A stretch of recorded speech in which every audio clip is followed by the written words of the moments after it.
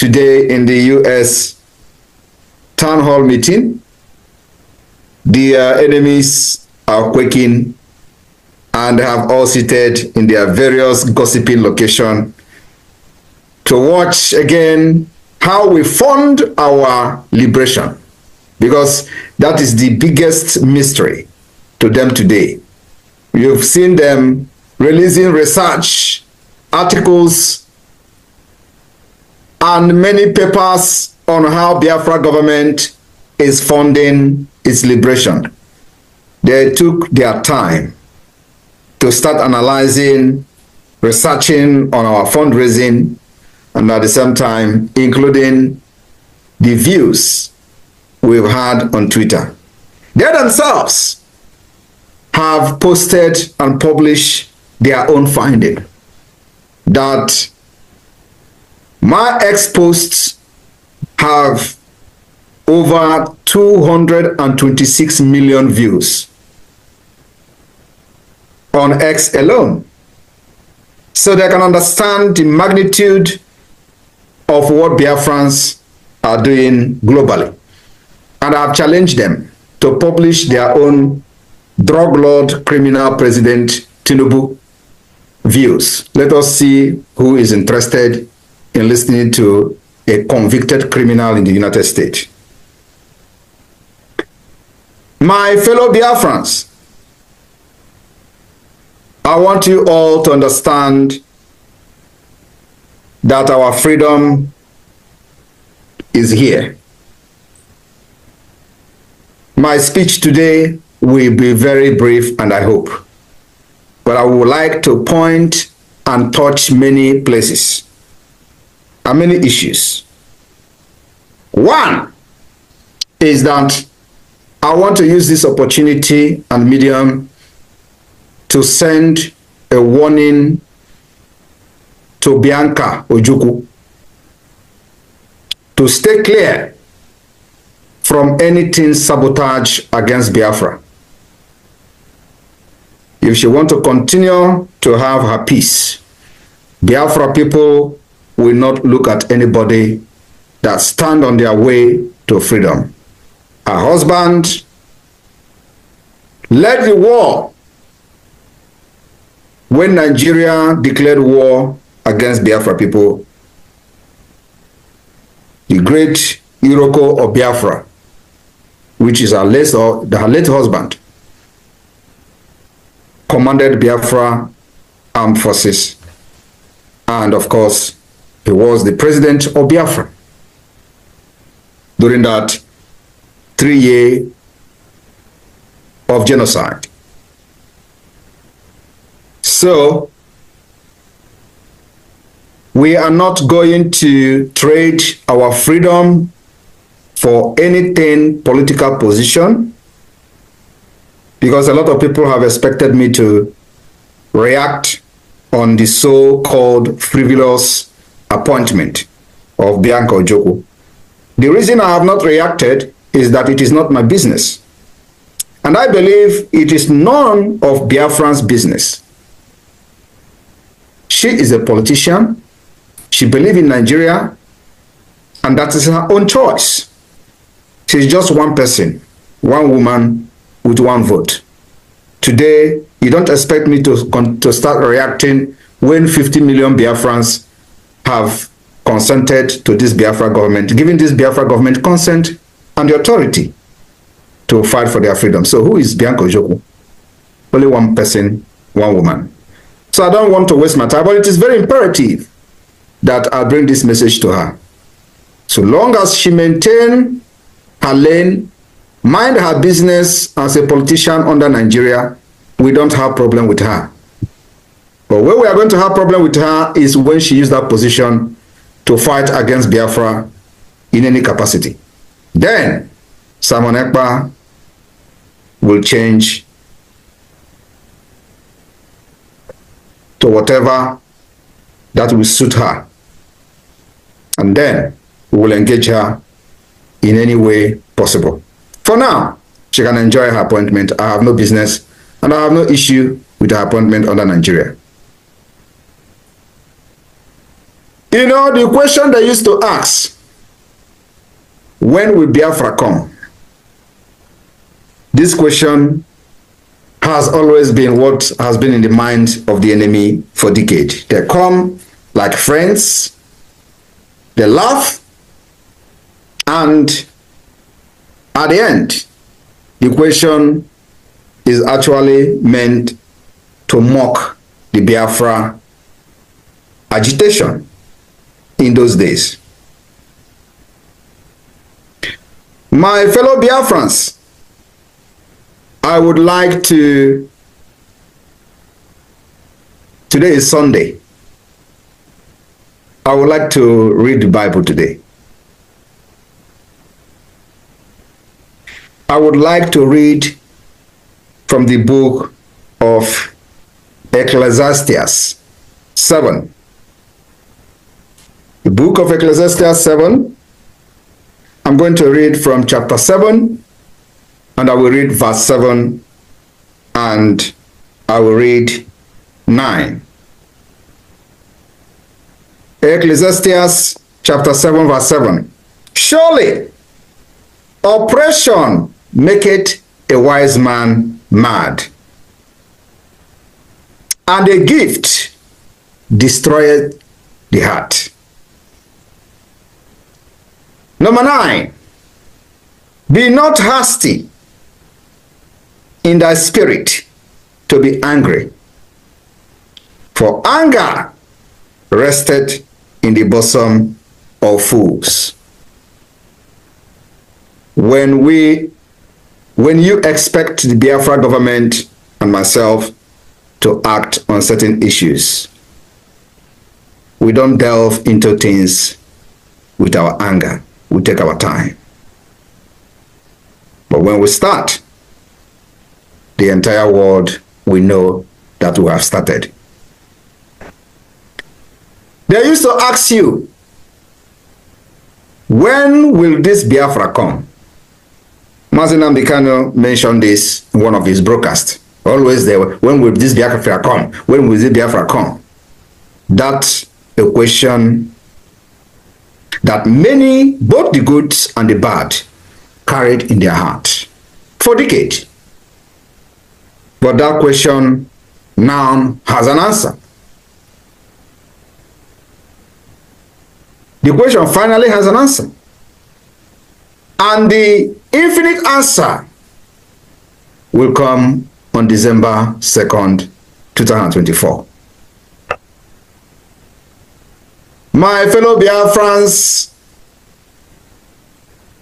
as we continue to put in place the delegitimization of the Nigeria terrorist state within Biafra land, we are taking it one step at a time.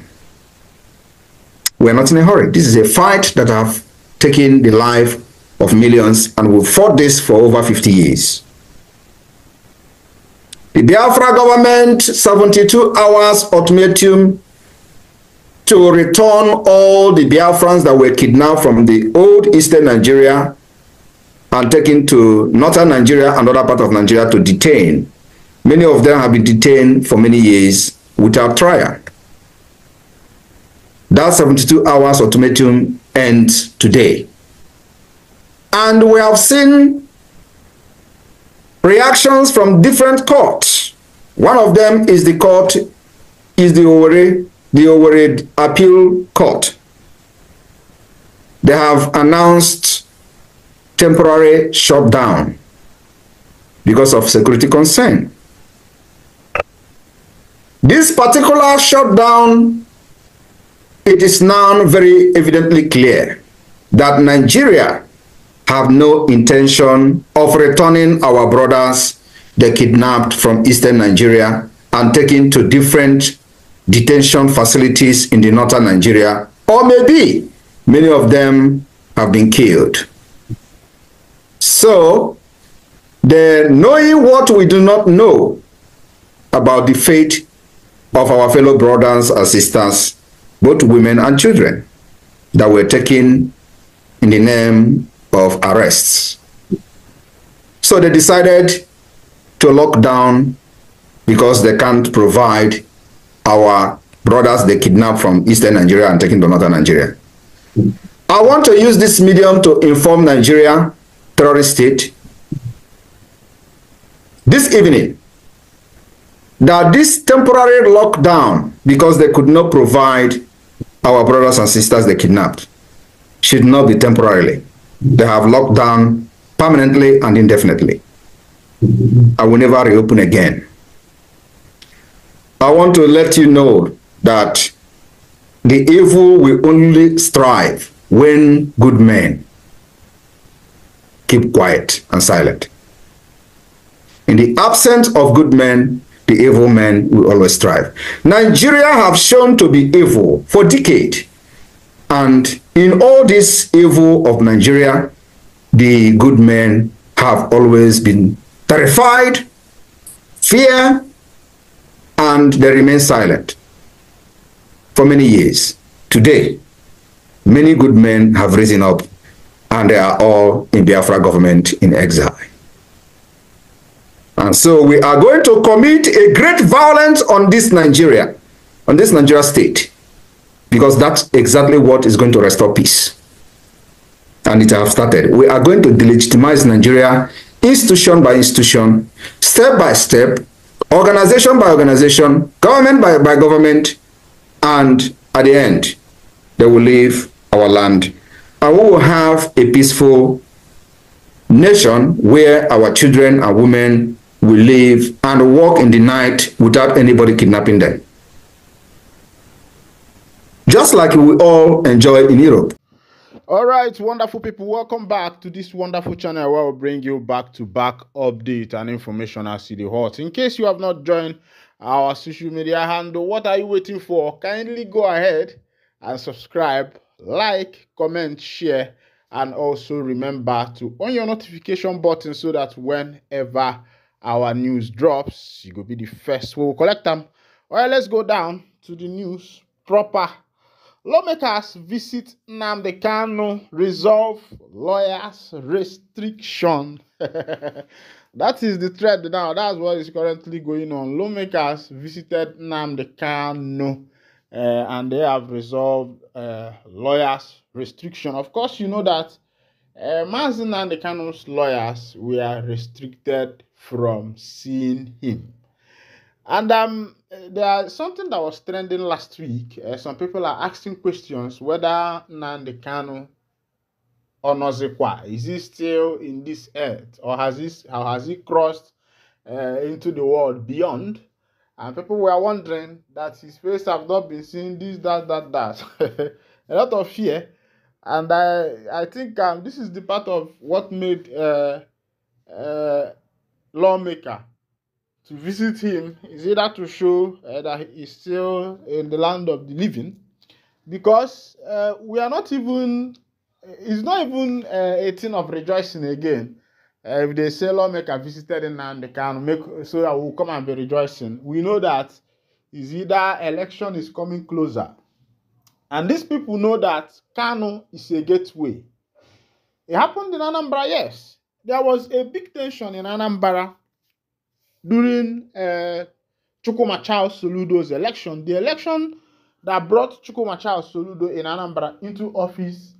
Mazi Nnamdi Kanu contributed 90% of what brought Soludo into office, even though he was in the DSS detention. Yes, he contributed 90% of what made Soludo to become the governor of Anambra State. Soludo was visiting him, making a lot of promises, talking about Nnamdi Kanu and how people, the government have left him, the government have not been able. He spoke as if that if he gets into that office, that with immediate effect, Kanu is out of the DSS detention. That was what people thought. And they played that politics, did their politics, used Kanu as the picture maker. They used him as the front page, the man on the front page, because that's what they used. They used Kanu as the man on the front page to be able to achieve the agenda. And that is what these politicians have been doing. That's what the politicians have been doing. Even when late Iwanyan was alive, who was the former a president of ohanezendigbo. There were a lot of politics. That's why I will tell Ndigbo, can Ndigbo Jilunwayo. Make una take it easy. Help your brother. You don't need to sabo your brother, betray your brother because of just politics. Because of politics. And because of this kind of politics that Ndigbo are playing, Ndigbo are not together. They don't have a plan. They don't have a masterpiece. In the Southeastern politics, there is no masterpiece. The Southeastern politicians are serving the Northern and the Western politicians. They are just like servants there. Ndigbo have not been able to develop a blueprint for themselves, a masterpiece, of which this was why Ojukwu came up with the Apuga Party in Kabunkanyi. And still on that, this Apuga Party started dominating the East. There were a lot of governors in the Southeast that entered into office with Apuga, and immediately Apuga gave them office. They left Apuga, they entered another party. You forgot the small party, the little party that brought you into power. The little party that brought you into power, which of course you are now a stakeholder there. You are now a good man. The party brought you into power so that you can have power, so you'll be able to protect them. And what these people do is that when the party brings them into power, you see them dumping the party to jump to another party. You've forgotten how you got your victory. That this party, this little party you are dumping now, was the party that made you who you are. You were not a governor. And through the umbrella of this party, the flag bearer of this party, you went for governorship. You won. Now, yourself did not tell you that what you are there to do is to build your party, to make sure that your party becomes strong, because they have made you a strong man there. You are aiming for the higher position, but that will be for the interest of your party. And that is what Ndigbo has forgotten. Ndigbo left this kind of politics of having a blueprint of what a particular people want, where they are going, their motion, their destination. The Southeast politicians have made us to know that Ndigbo does not have a destination in Nigerian politics. Go and see how Hausa people play their politics. You will understand that they have a destination. If you see how the Yorubans are playing their politics, you see that they have a destination. They have where they are going. The Yoruba man has entered now. Other states are being created in the southwest, in the Yoruba land. They are creating their own states there. The west. New states are being added. How many has they added to Ndigbo? Ndigbo are not looking at some of all these things. What they are looking at is, let's go there, let's pack the money, let's share the money. They don't want to think about their people. Lagos State, the people in Lagos State are developing their state every day. Then our governor says they want investors. They want to bring investors into Aligbo. How will an investor come into Aligbo where they don't even have a good road access? No good road access in Aligbo. You cannot. There's nowhere in Aligbo you can see one big lane, a big lane, maybe like 4 or 5 lanes. It's only 2 lanes or 1 lane. If they build that 1 lane, they will be making noise that they have done something for Ndigbo. Meanwhile, in Lagos State, they are building railways. These people are building trains, making business easy. They see the population that is coming in to do business. And recently, what Ndigbo has also diverted to, which is what is happening now, turning their state a den of insecurity, because a river does not pass through the forest without bringing down trees. A river does not pass through the forest without bringing down trees. And Ndigbo has changed their politics to politics of terrorism, politics of terrorists, where you see that in your own land, you will not be able to even harvest again. You will not be able to go to your farmland and farm and come in peace. Ndigbo have a vast land. On this vast land you have, big land, why don't you create roads? Enough road inside all those places, inside those forests. Create enough road there, put railway, open the city. Well, because you want investors to come in, expand. But our governors have refused. Go to Anambra State and you see what is happening there. You go to other states, go to Abia State. It's even the one that Oti came in and is doing. And what even Oti is doing is not enough. Because the government have enough money. The people have refused to invest in industry and a lot of things. And meanwhile, a lot of people are going about. This lawmaker has also gone about to meet Mazen Nnamdi Kanu because is either he has one interest or the other. Meanwhile, let's go down to the full detail of the information of what this lawmaker, what transpired between the lawmaker and Mazen Nnamdi Kanu in the DSS detention and how he visited ohanezendigbo. Let's go down and with you. A lawmaker representing Ikuano, Umuahia North, Umuahia South Central Constituency, Abia State, Obiagocha has visited the detained leader of the indigenous people of Biafra, Nnamdi Kanu. The visit, which took place on Thursday, October 24, 2024, is part of an ongoing effort to find a political solution to the continued detention of the IPOB leader. Kanu, who was arrested on June 27, 2021 in Kenya and subsequently extradited to Nigeria, is facing charges of terrorism, treasonable felony, and inciting violence through his Radio Biafra, among others. This is what they wrote about him. This is what they felt, the reason why they imprisoned Kanu. Let's go on. A statement issued on Saturday by the media team of the lawmaker noted that Agocha was recently approached by Kanu's legal team complaining of its inability to interface with the detained IPOB leader. The statement read in part, a few days ago, the lawyer to Mazen Nnamdi Kanu reached out to his Honorable Minister, Obi Agocha, representing Ikuano, Umuahia North and Umuahia South Federal Constituency. This was about the long-running difficulties being encountered by the legal team in their effort to gain access to meet with their clients. Honorable Obi Agocha took urgent steps in writing the Department of State Security and Tajudeen Abbas, Honorable Speaker of the 10th House of Representatives, seeking their immediate intervention. A meeting of the aforementioned was positive to the effect that Honorable Obi Agocha, having inquired from the DSS, who informed that the seeming pause to assessing Mazi Nnamdi Kanu was occasioned by his lawyers asking the judge to rescue him herself, which requires further legal processes and is also known to both parties.